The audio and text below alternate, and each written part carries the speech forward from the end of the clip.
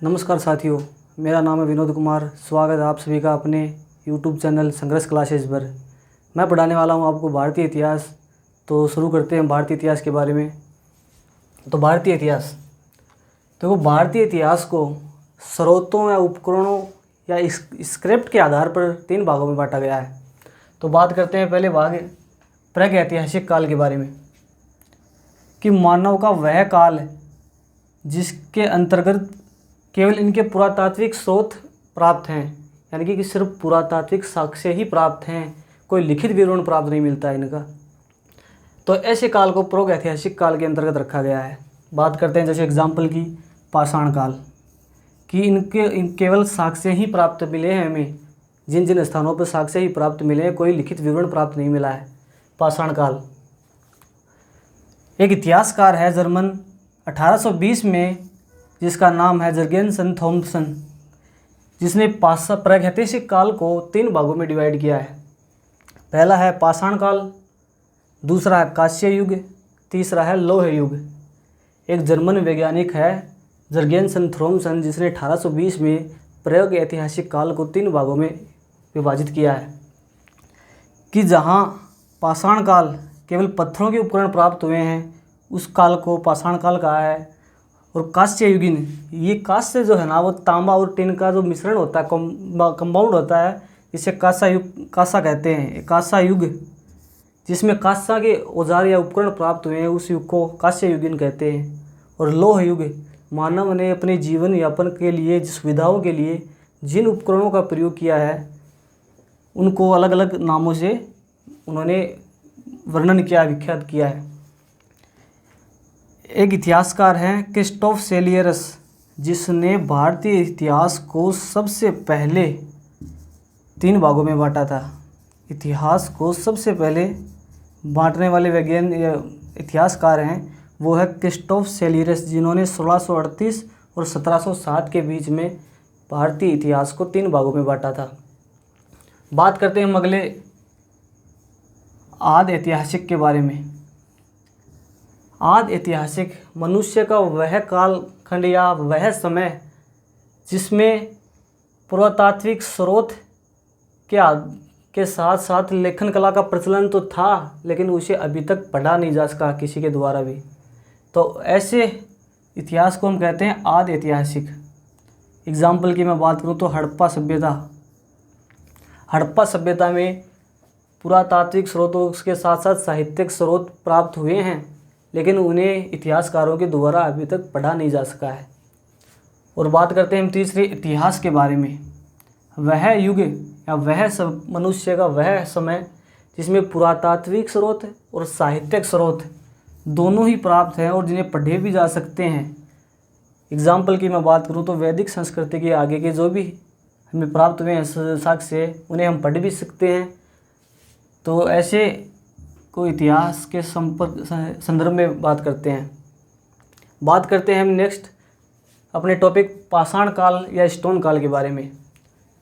पाषाण काल या स्टोन काल के बारे में बात करते हैं कि प्रारंभ में जो मनुष्य था ना, उन्होंने अत्यधिक पत्थरों का उपयोग किया। इसी वजह से इतिहासकारों ने इस युग को स्टोन एज नाम दिया गया है, क्योंकि प्रारंभिक मानव अत्यधिक पत्थरों का उपयोग किया करता था। और इस युग के मानव को पाषाण युगीन मानव के नाम से भी जाना जाता है। पाषाण युगीन काल को इतिहासकारों ने 3 भागों में इसे डिवाइड किया है उपकरणों के आधार पर। पहला है पुरा पाषाण काल, दूसरा मध्य पाषाण काल और तीसरा है नवपाषाण काल। हम बात करेंगे पुरा पाषाण काल की। तो पुरा पाषाण काल में क्या है, इसका जो समय था वो 25 लाख ईसा पूर्व से 10,000 ईसा पूर्व के बीच का माना जाता है। एक हमारे जो वैज्ञानिक थे, भूगर्भ वैज्ञानिक रॉबर्ट ब्रूस फुट, जिन्होंने सबसे पहले पुरा पाषाण कालीन उपकरणों की खोज की थी। सबसे पहले पुरा पाषाण कालीन उपकरण की खोज करने वाले भूगर्भ वैज्ञानिक थे रॉबर्ट ब्रूस फुट, जिन्होंने 1863 में पुरा पाषाण कालीन औजारों की खोज की थी। बात कर रहे थे हम पुरा पाषाण काल। तो पुरा पाषाण काल में क्या है कि यहाँ के जो मनुष्य जो जीविका का जो मुख्य आधार था, वो शिकार हुआ करता था, यानी आखेट हुआ करता था, कि उनके मुख्य आधार था जीविका का आखेट। इसलिए इस काल को आखेट काल के नाम से भी जानते हैं, कि आखेट काल भी कहा जाता है। और यहाँ का जो मनुष्य जब वो खाद संग्रह करता था, यानी खाद का उपभोग करता था, वो उत्पादन नहीं कर सकता था, इसलिए इस काल को खाद्य संग्रह काल के नाम से भी जाना जाता है। एग्ज़ाम में पूछा गया है कई बार कि खाद्य संग्रह काल किस काल को कहा जाता है, तो किसे कहा जाता है? पुरापाषाण काल को कहा जाता है। बात करें हम पुरापाषाण काल की, तो इसमें मनुष्य को अग्नि का ज्ञान तो था, लेकिन उसके प्रयोग से वो अनभिज्ञ था और कृषि की कोई जानकारी नहीं थी। बात करें पुरापाषाण काल को भी इतिहासकारों ने 3 भागों में डिवाइड किया है: निम्न पुरापाषाण काल, मध्य पुरापाषाण काल और उच्च पुरापाषाण काल। बात करते हैं निम्न पुरापाषाण काल की। जो निम्न पुरापाषाण काल के जो उपकरण थे वो क्वार्टरजाइट और जैस्पर पत्थरों के बने उपकरण प्राप्त हुए हैं, और इस उपकरणों के आधार पर इन्हें 2 भागों में बांटा गया है। पहला है चापर चापिंग पेबुल। पेबुल उसे कहते हैं कि जो पानी के बहाव के पत्थरों का सपाट या गोल होना पेबुल के अंतर्गत आता था, जो पेबुल कहा जाता था। और चापर का अर्थ होता है गंडासा, यानी कि जो पेबुल को ये बड़े बड़े पत्थर होते थे, उनके एक तरफ धार बना दी जाती थी जिसे चापर कहते थे, और पेबुल के दोनों तरफ धार बना देना जिसे खड़क कहते हैं, उसे चापिंग के नाम से जानते थे। ये जो उपकरण है ये हमें पंजाब, पाकिस्तान, सोहन नदी घाटी से प्राप्त हुए हैं, यानी कि नॉर्थ इंडिया में पाए गए हैं। और इसकी जो खोज है वो D.N. वांडिया ने की थी 1928 में। सोहन नदी घाटी से मिलने के कारण इसे सोहन संस्कृति के नाम से भी जाना जाता है। और दूसरे उपकरणों की हम बात करें तो वो है हेड एक्स, यानी कि हस्त कुठार। ये एक प्रकार से कुल्हाड़ी थी, और इस प्रकार के जो उपकरण हैं वो साउथ इंडिया में पाए गए हैं, यानी तमिलनाडु, मद्रास साइड में मिले हैं। और इस उपकरणों की सबसे पहले खोज जो करने वाला व्यक्ति था वो रॉबर्ट ब्रूस फूड था, जिसने पल्लावरम नामक स्थान पर मद्रास में इनकी सबसे पहले खोज की थी। तो इनके स्थानों के बारे में बात करूं तो ये बादमदुराई, अतिरपकम से प्राप्त हुए हैं हेड एक्स उपकरण, इसलिए इस संस्कृति को मद्रास संस्कृति के नाम से भी जाना जाता है।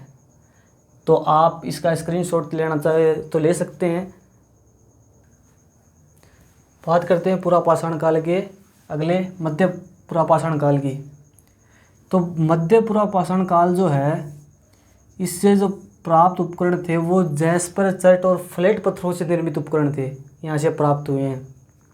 और मध्य पुरापाषाण काल का एक अन्य नाम है, वो है फलक संस्कृति के नाम से भी इसे जानते हैं, कि यहाँ से जो उपकरण प्राप्त हुए हैं वो जैस्पर, चर्ट, फ्लैट पत्थरों से निर्मित थे, इनके उपकरण थे। बात करते हैं उच्च पुरापाषाण काल। तो आधुनिक मानव का जो उदय होता है, यानी कि जो ज्ञानी पुरुष है उसका उदय होता है, वो होता है उच्च पुरापाषाण काल में ही होता है, जिसे हम होमो सेपियन के नाम से जानते हैं। लगभग 30 या 40 हज़ार वर्ष जब आधुनिक मानव का उदय होता है वो उच्च पुरापाषाण काल में ही होता है। देखो, मध्य पुरापाषाण काल या उच्च पुरापाषाण काल और निम्न पुरापाषाण काल का जो टाइम पीरियड है वो मध्य पाषाण काल और नवपाषाण काल के समांतर ही चलता रहता है। तो पुरापाषाणकालीन स्थलों के बारे में हम बात करें तो पुरापाषाणकालीन स्थल है हथनौर, जो मध्य प्रदेश में स्थित है। हथनौर से मानव की खोपड़ी का प्रथम साक्ष्य प्राप्त हुआ है। मानव की खोपड़ी का प्रथम साक्ष्य कहाँ से प्राप्त हुआ है? हथनौर, मध्य प्रदेश से प्राप्त हुआ है। बात करें भीमबेटका, बहुत बार क्वेश्चन पूछा गया एग्जामों में कि भीमबेटका जो है वो किसके लिए प्रसिद्ध है? तो भीमबेटका गुफाओं की शैल चित्रों के लिए प्रसिद्ध है। भीमबेटका की बात करें, ये मध्य प्रदेश में है। भारत में प्राचीन गुफा चित्रकारी के साक्ष्य यहीं से प्राप्त हुए हैं, भीमबेटका से। और सर्वाधिक प्राचीन शैलाश्रय यानी कि जो निवास करने का स्थान भी यहीं से प्राप्त हुआ प्राचीन साक्ष्य के रूप में। बात करें अगले स्थान के बारे में तो वो है लोहदा नाला, यूपी। लोहदा नाला, यूपी। अस्थि निर्मित या हड्डी निर्मित मातृ देवी की प्रतिमा का साक्ष्य प्राप्त हुआ है लोहदा नाला, यूपी से। बात करें हम पल्लावरम, ये मद्रास में स्थित है। सर्वप्रथम हेड एक्स के उपकरण प्राप्त हुए हैं यहाँ से, पल्लावरम से। बात करते हैं अगले स्थान के बारे में, नेवासा और चिरकी, जो महाराष्ट्र में स्थित है। यहाँ से उच्च कोटि के उपकरण प्राप्त हुए हैं। तो ये हमने बात की थी पुरापाषाणकालीन स्थलों के बारे में। लगभग यहाँ से क्वेश्चन पूछे जाते हैं, एग्जाम में इनसे बाहर नहीं आएगा क्वेश्चन। बात करते हैं हम अगले मध्य पाषाण काल की। मध्य पाषाण काल का जो समय पीरियड है, जो टाइम पीरियड है, वो है 800 ईसा पूर्व से 400 ईसा पूर्व के मध्य बताया गया है। तो मध्य पाषाण काल में क्या होता है, जो प्राप्त जो उपकरण जो होते हैं, इनके पत्थर के जो उपकरण प्राप्त हैं, इनका आकार छोटा था, यानी कि लघु आकार के उपकरण प्राप्त हुए हैं। इसलिए इसका एक अन्य नाम भी है, इसे माइक्रोलिथिक कालखंड के नाम से भी जाना जाता है। यानी जो प्राप्त उपकरण थे वो छोटे आकार के थे पुरापाषाण काल के बजाय। भारत में सर्वप्रथम जो मध्य पाषाण काल उपकरण की खोज की गई थी, वो C.L.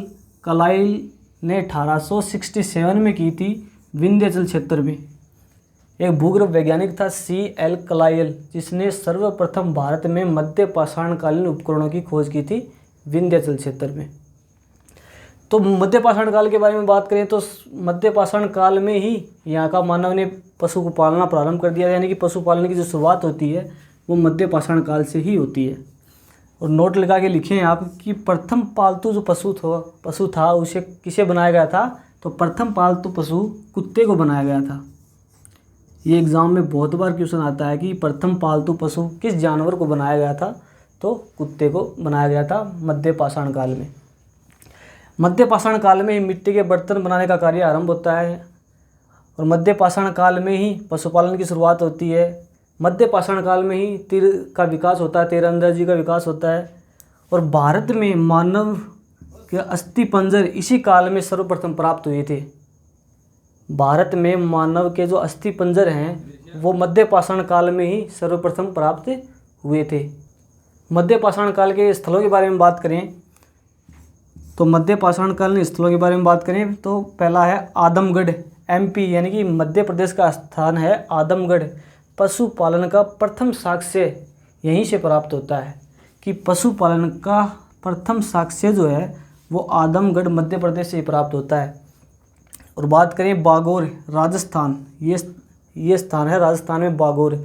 सबसे बड़ा मध्य पाषाणकालीन स्थल है बागोर। एग्जाम में बहुत बार पूछा गया कि मध्य पाषाण काल का सबसे बड़ा स्थल कौन सा है, तो वो है बागोर। और राजस्थान में पशुपालन का प्राचीन जो साक्ष्य प्राप्त हुआ है वो बागोर से ही प्राप्त हुआ है। तो आप यहाँ तक आप इसका स्क्रीनशॉट लेना चाहे तो ले सकते हैं। बात करते हैं हम अगले स्थल के बारे में। नेक्स्ट हम स्थल की बात करते हैं मध्य पाषाण काल के, सराय नहर। यूपी का एक स्थल है सराय नहर, जहाँ से हत्या का प्रथम साक्ष्य प्राप्त होता है। हत्या का प्रथम साक्ष्य प्राप्त होता है सराय नहर यूपी से। और युद्ध का प्राचीन साक्ष्य भी यहीं से प्राप्त होता है सराय नहर से, जो कहाँ पर है, यूपी में है। बात करते हैं हम मध्य पाषाण काल के अगले स्थल के बारे में, मेहदा, यूपी। हड्डी से निर्मित उपकरण और हड्डी से निर्मित आभूषण यहीं से प्राप्त हुए हैं, मेहदा, यूपी से। हड्डी से निर्मित उपकरण व आभूषण कहाँ से प्राप्त हुए हैं, मेहदा से हुए, जो यूपी में है। और अगला स्थल है चौपनी मांडो। यह स्थल भी यूपी में ही स्थित है। मिट्टी से मिट्टी के बने बर्तनों का प्रथम साक्ष्य है। मिट्टी से बने बर्तनों का प्रथम साक्ष्य भी यहीं से प्राप्त हुआ है, चौपनी मांडो से। और मर्द भांडों का प्राचीन साक्ष्य भी कहाँ से प्राप्त हुआ है, चौपनी मांडो से, जो यूपी में स्थित है। तो ये था मध्य पाषाणकालीन स्थलों के बारे में जानकारी। यदि एक और बात नोट लगा के लिखें, स्टुअर्ट पिगट, ये एक लेखक या राइटर है, इंग्लिश राइटर है, जिसने अपनी पुस्तक लिखी थी प्रे हिस्टोरिका इंडिया, जो पुरापाषाणकालीन जानकारी का स्रोत है। तो यदि आपको हमारा वीडियो अच्छा लगा हो तो लाइक करें, सब्सक्राइब करें और शेयर करें। तो मिलेंगे हम अगली क्लास में। धन्यवाद।